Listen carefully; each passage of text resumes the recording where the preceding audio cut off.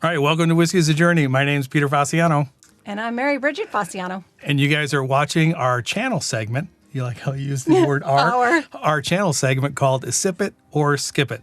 This is where I have all of my whiskeys randomized on my phone. She's going to spin the wheel. Whatever the wheel selects, we're going to pull it off the shelf, pour it, do a quick review, and then let you guys know if it is worth finishing the bottle or sipping on the bottle and then replacing it when it's gone. Or if we don't like it, or if I don't like it, or she doesn't like it, we're going to skip buying it again and move on to something else. Or for me, it would just be skipping it and not asking for another taste. Right. And she's not necessarily a big whiskey person at all. That's an understatement. That is an understatement. And I've been excited because recently when Peter comes over to the house and he brings his whiskey and they sit down with my husband and they drink. I mean, I love to smell them and I'll taste them every once in a while, but I'm starting to get excited because I'm starting to actually pull out some notes. I'm starting to appreciate some of the tastes a little bit more. So so a Sip It or Skip It is kind of a cool segment for me to be a guest host on because my palate is starting to expand just it's developing slightly. Yeah. All right, we'll pick it up and push the center spin. And I'm just hoping this doesn't land on a peated whiskey because yeah, if she's a peated whiskey, she's going to run out of here. No iodines and Band-Aids for me. All right, let's see what we've got. It's an acquired taste. So can we? The person with the glasses on has to read it because it's not going to show it because it's not going to show. The cameras are on eye detect. Okay, it's on Benchmark Full Proof. Oh, okay, Benchmark Full Proof. That's going to sound familiar to me. I think this is going to be sweet enough for you to like, and it's going to be full proof. So it's like 124% ABV. Oh. But this is a this is a Buffalo Trace product. So I do recognize the name Buffalo Trace. The Buffalo Trace. Yeah, Buffalo Trace. All right, let me go ahead and grab it. Full proof. That makes me a little bit nervous. Doesn't sound like a beginner whiskey to me. And you don't have to drink all of this. That's a big pour for me. You don't have to drink all this at all. So like always, all of the information for the whiskey is right here, along with our Sip It and Skip It tallies. You can already smell it. It's not even up to our faces. Know. It is strong. 120, what is it, proof? What is the proof on that? It says 125 proof. 125 proof. So this is your second Sip It or Skip It. And the first one was a easy drinker Glenlivet 12. The Glenlivet, which was smooth and crisp and light. This is going to set your hair on fire. All right. All right, so on the nose. Don't get too close. It might singe everything. So I'm going to let you take a stab at this.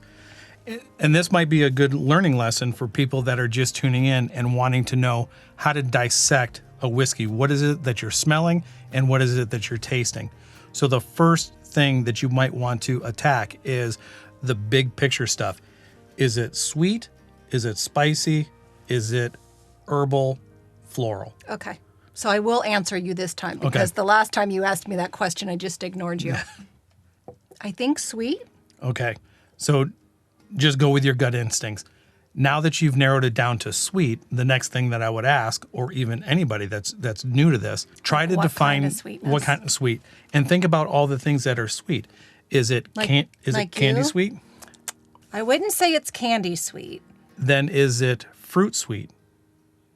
Yes, almost like unripe fruit. Does that make sense? Not unripe fruit. I'm sorry. We got to stop.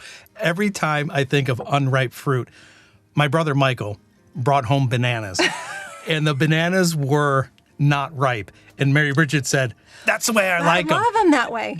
So she grabbed one from Michael, and when she opened up the banana to eat it, it actually snapped. It snapped off. And if you've ever had an unripe banana, it's nothing but chalk. Yeah. It and like sucks to your teeth. And it sucks the moisture out of your mouth.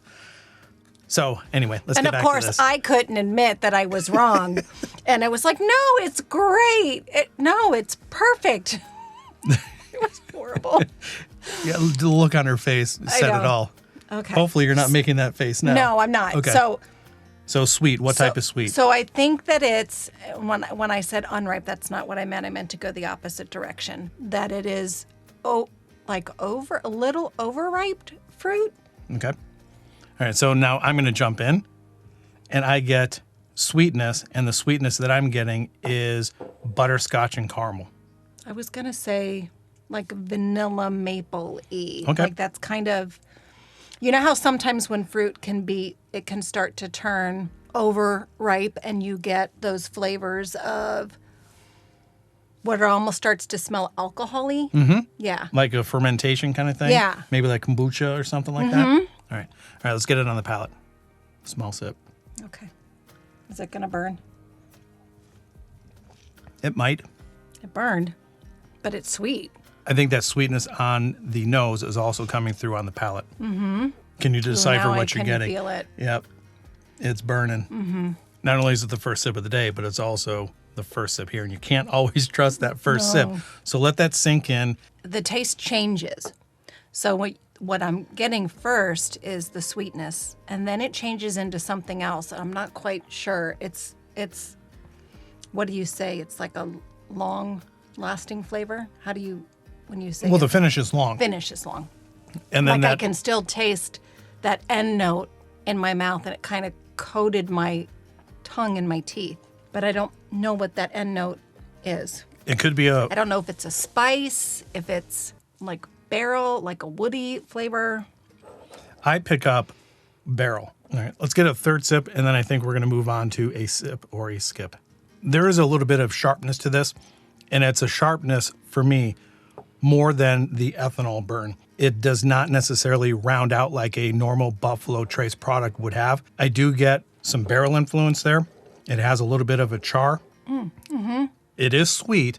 And then just like always, that barrel bitterness hits the side of my tongue. And that's the lingering note that I get. More than the sweet, more than the spice, more than anything, I do get barrel bitterness. You know, it's probably the power of suggestion.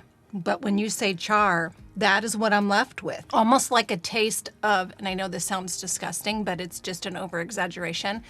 If you bit into a piece of wood that had been charred or burnt, it's like not that prominent. But if you can imagine what that would taste like without having all the grit. It's like our tinfoil dinners when we go camping. We wrap stuff up in tinfoil, throw it into the fire, and then bury it. And when you unwrap it, every once in a while, a charcoal, will get into there, and that note leaves a little bit of a bitterness to it. Yeah. So now the premise of this is obviously, if we were to sip on this and finish it, would you replace this bottle? I think that for me being new to this, I wasn't that much off-put by this, which that is shocking, right? Holy cow! No, because who are you? I don't even know you anymore. I honestly thought you would just say, no more.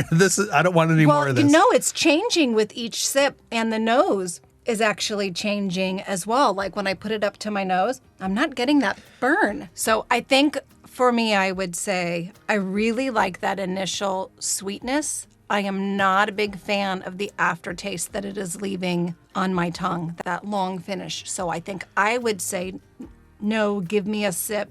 Why don't you give me a sip of or a sample of something else that has that sweetness, but not with the bitter aftertaste. And that's fair enough. And knowing what Benchmark has to offer in their lineup with the top floor, their single barrel, and the bottled and bond, knowing what they have in their lineup, this to me would be nothing more than a mixer. I would put this in a mixed drink, and then once that bottle is gone, I would not replace it. So this would be a skip for me.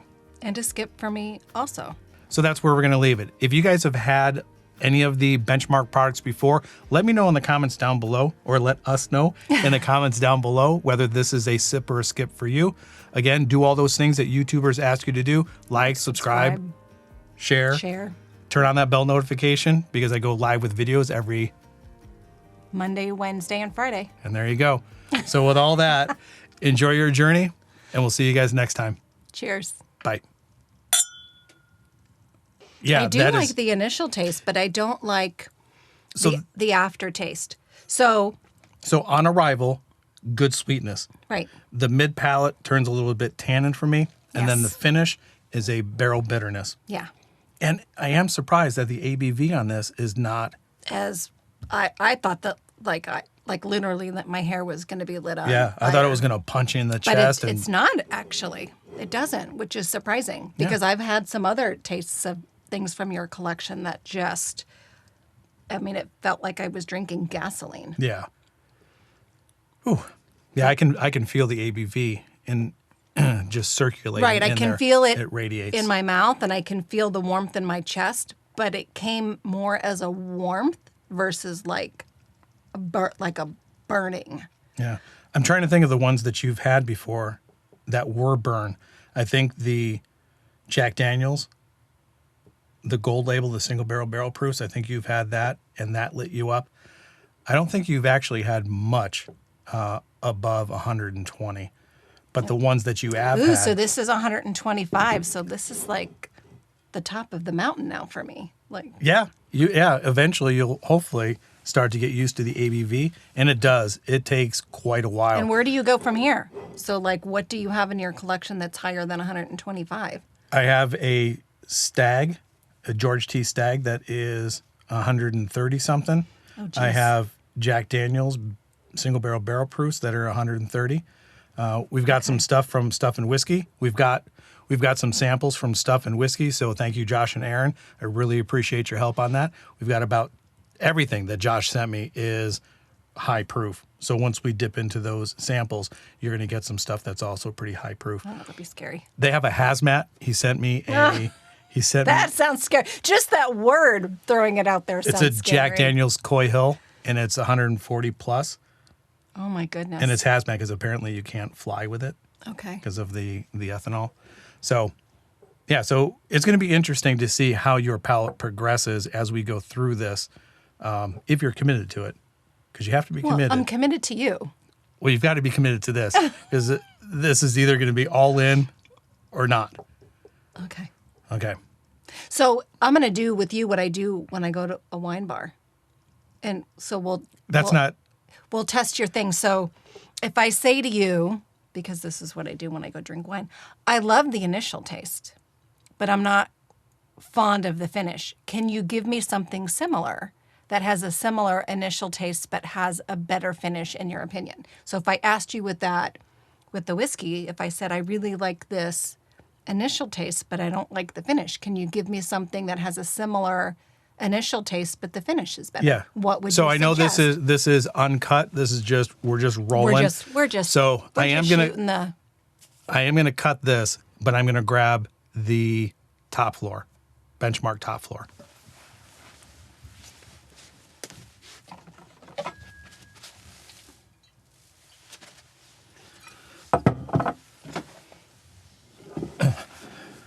So here's benchmark top floor.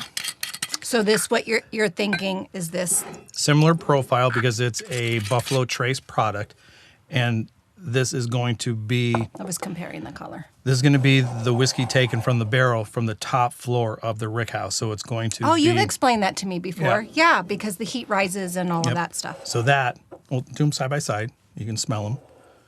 Oh, this doesn't. Oh, this has much lighter smell. Like almost when you smell What's this. the ABV on that? 86. Yeah, 124. Yeah, but I'm not talking about just the ABV. I'm talking about like the smells that you pull out of it. It has a like completely the different profile. It's much lighter. Like you don't smell. Like this almost smells like water compared to this. Like, I mean, this has a nice smell. All right, let's taste this and see what it. Is this the fact that this is on my palate going to ruin this? I don't think so.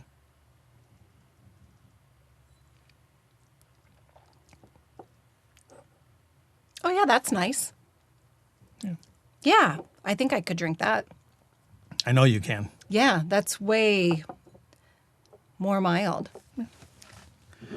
And I don't think it has that same kind of aftertaste. Bite. Yeah. Yeah.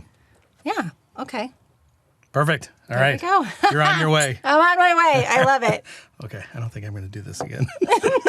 You can taste that, I want though. to taste this one again. Yeah. All right. Yeah, that one's nice. Perfect. All right. So cheers. Thanks for, if you watched all the way to the end through the extras, thank you for watching. Now you have some... And this one has dust on it, too. You have an idea of how you can downsize for those that aren't ready for this like me. And I'm not ready to edit this video because it's just going to be a pain in the butt. So, all right, we'll talk to you guys later. Thanks. Bye. Cheers.